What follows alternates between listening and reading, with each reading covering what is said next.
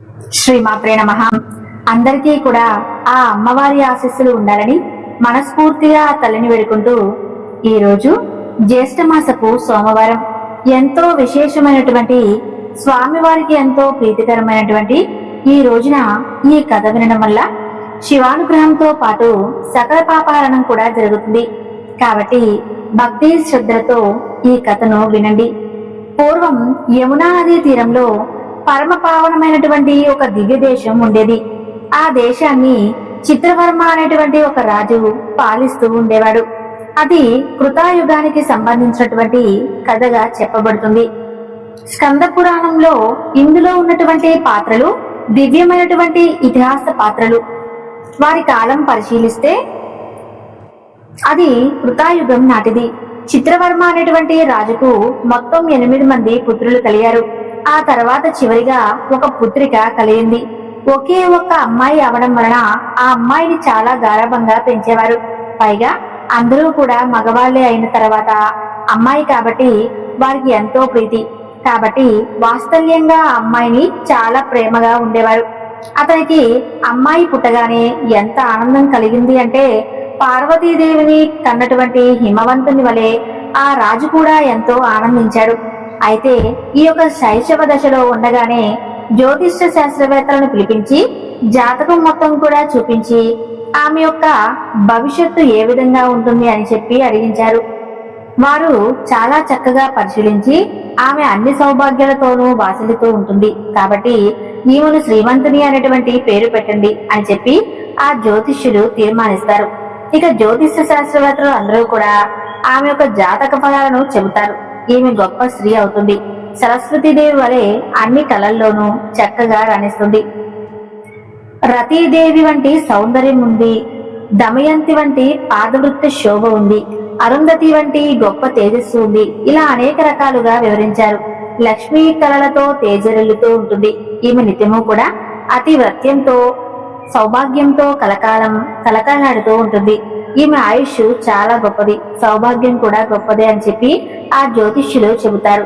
అయితే అందరూ పండితులు అదే అభిప్రాయం చెప్తే ఒక్కరు మాత్రం వీళ్ళందరూ చెప్పారు కానీ నాకు మాత్రం జాతకంలో ఏదో ఒక దోషం కనిపిస్తుంది. అది ఏమిటి అంటే ఈమెకు వివాహమైనటువంటి కొద్ది కాలానికే ఈమె భర్తను కోల్పోవలసి వస్తుంది అని చెప్పి చెబుతాడు. ఆ మాట వినగానే ఆ రాజు ఆశ్చర్యానికి గురవుతాడు. ఇది చాలా దుర్భరమైనటువంటి మాట, కానీ అది మనసులోనే అంటిపెట్టుకుని ఉంటాడు. ఇక మొత్తానికి ఆ పిల్ల ఎదుగుతూ ఉంటుంది. అక్షరాభ్యాసము మొదలైనవన్నీ జరుగుతాయి. బహుశాస్త్ర గ్రంథాలు అన్నీ కూడా చక్కగా పరిశీలిస్తుంది. గొప్ప విద్య ప్రావీణ్యాలవుతుంది. కృతాయుగం నాటి కథ అంటే అప్పటికే స్త్రీలు ఏ విధంగా పెరిగేవారు, ఎంత విద్యను పొందేవారు, ఎంత గౌరవంతో ఇంట్లో పూజింపబడేవారు అనేది చక్కగా తెలుస్తుంది. అందుకు స్త్రీ సంతానం కలిగితే సంతోషించాలి. మహాలక్ష్మీదేవి సాక్షాత్తుగా అవతరించింది అని చెప్పి వారు భావించారు. అలా ఆమె కూడా విద్యలో చాలా చక్కగా ఉన్నతురాలవుతుంది. అయితే ఈమె దగ్గర ఉన్నటువంటి చరిత్రతో ఒక ఆమె ఒక రోజున మాట్లాడుతూ ఈ విధంగా చెబుతుంది. చిన్నప్పుడు నీకు జాతకాలు చూపించినప్పుడు ఒక వార్త విన్నాం మహారాణి, అది మీకు తెలుసా అని అంటుంది. అదేమిటో నాకు తెలియదు అని అంటుంది మహారాణి. ఆ అమ్మాయికి ఆ విషయం తెలియనివ్వలేదు తన తండ్రి. ఇక స్త్రీ చాపల్యం చేత ఆ చిరకెత్త ఆ మాటను చెప్పి వేస్తుంది. తమకి వివాహమైనటువంటి కొంతకాలానికే భర్త దూరం అవుతాడట అని చెబుతుంది.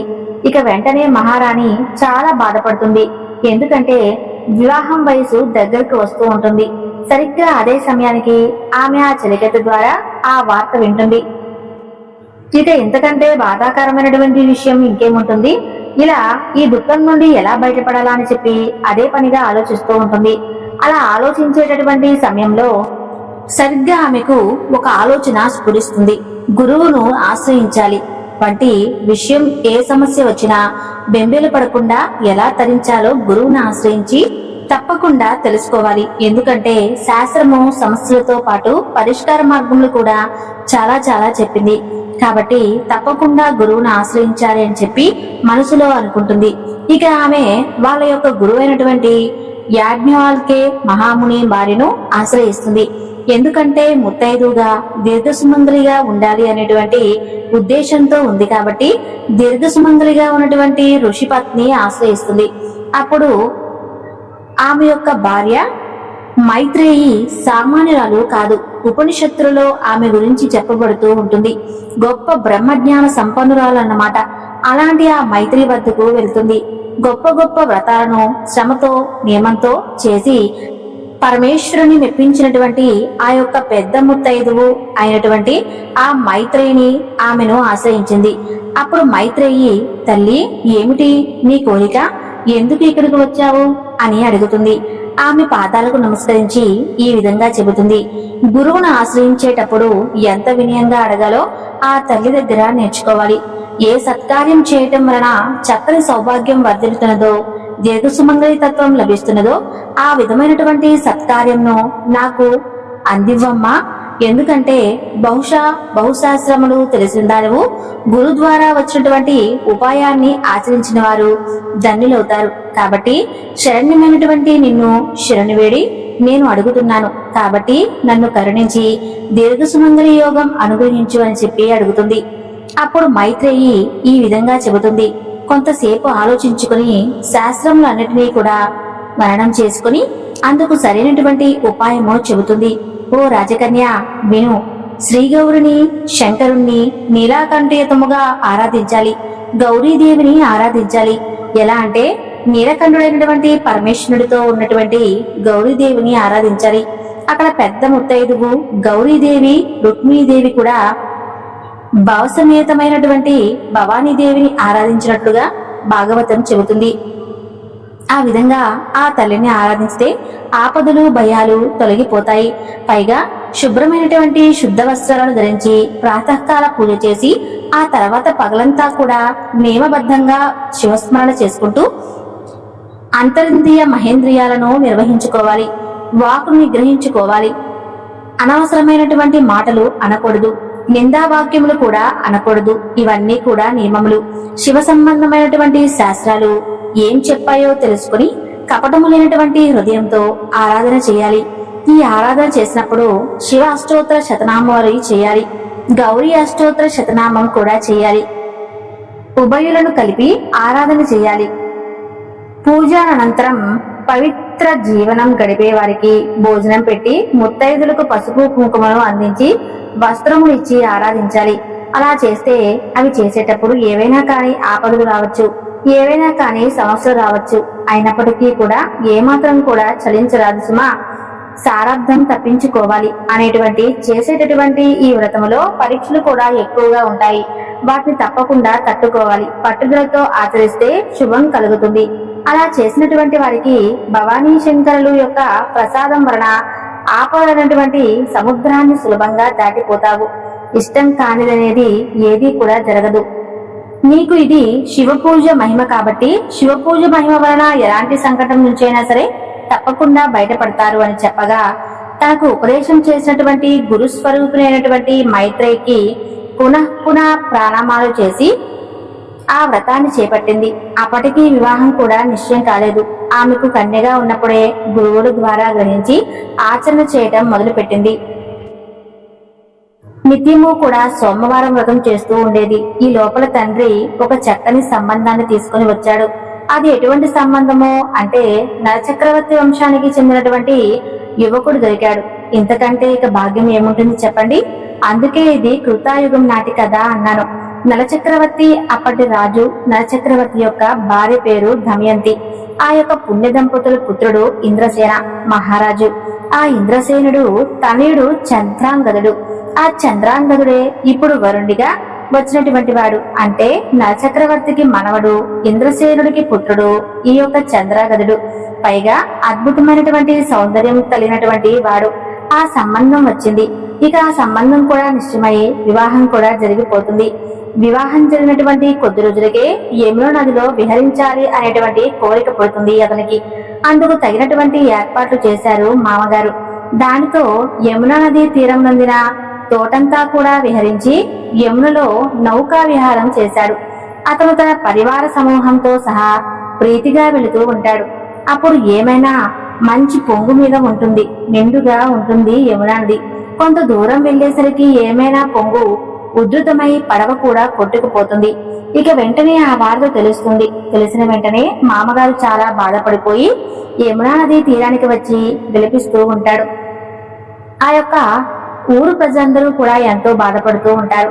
అందరి మృతదేహాలు వచ్చాయి, కానీ ఆ యొక్క చిత్రాంగదుడి యొక్క మృతదేహం కూడా దొరకనంతగా కొట్టుకుపోతాడు. ఇక వారందరూ కూడా ఎంతో దుఃఖితులవుతూ ఉంటారు. అసలు ఈ విషయాన్ని కూతురికి ఎలా చెప్పాలని చెప్పి అందరూ ఆలోచిస్తూ ఉంటారు. ఒక పక్క మృతదేహము కనిపించలేదు, కానీ మరణించాడు అనేందుకు సంపూర్ణమైనటువంటి ఆధారాలు కనిపిస్తున్నాయి. ఈ మాట చెప్పనప్పటికీ గురువాక్యములందు విశ్వాసం చేత, భగవంతుని యందు శ్రద్ధ చేత ఇది ఒక పెద్ద కష్టం వచ్చినప్పుడు కూడా చలించకూడదు అని చెప్పినది కాబట్టి గురువాక్యాన్ని ఆధారం చేసుకుని శివారాధన కొనసాగిస్తూ ఉంటుంది. ఆ వార్త తెలిసినటువంటి ఇంద్రసేన మహారాజు చాలా దుఃఖితుడవుతాడు. అతని బాధ ఇక చెప్పలేనంతగా ఉంటుంది. ఎందుకంటే కన్న తండ్రి కదా.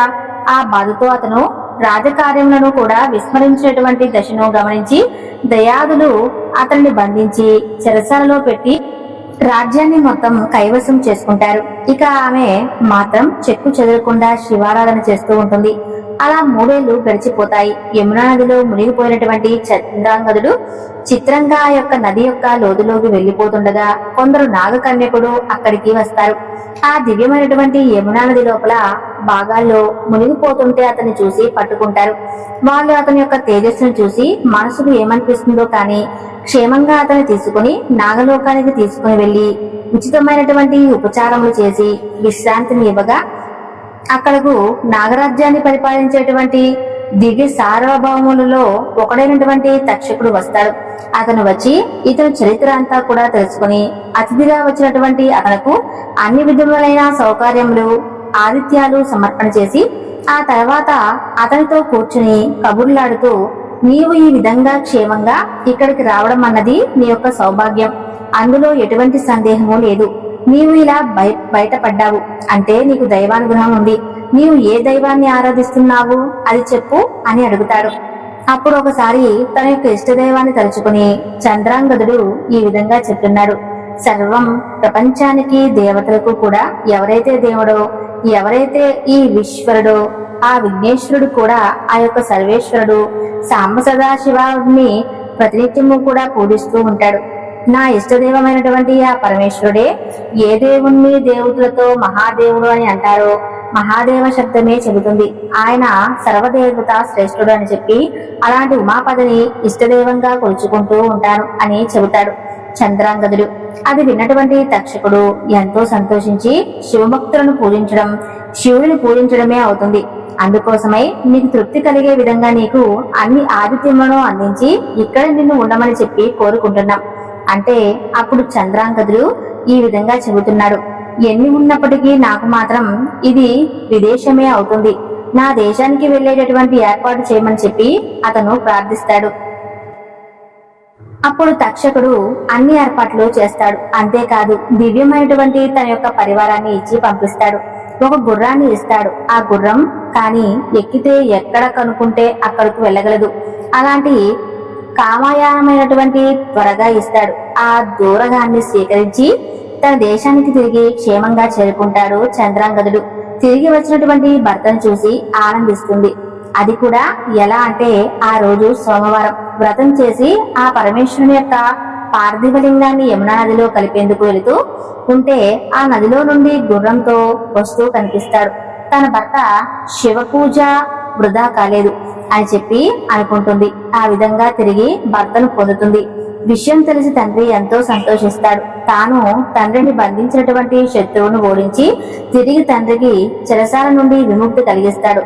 ఇలా ఆదుకున్నటువంటి పరమేశ్వరుని ఉద్దేశించి అఖండమైనటువంటి రుద్రాభిషేకాలను చేస్తాడు. చంద్రాంగదుని యొక్క తండ్రి అయినటువంటి ఇంద్రసేనుడు ఇక చిత్రవరమ యొక్క ఆనందానికి అవధులు లేవు. ఇలా వీరందరూ కలిసి శివారాధనను చేసి ధన్యులయ్యారని చెప్పి సోమవార వ్రత మహిమను బ్రహ్మోత్తర కాండం చెబుతుంది.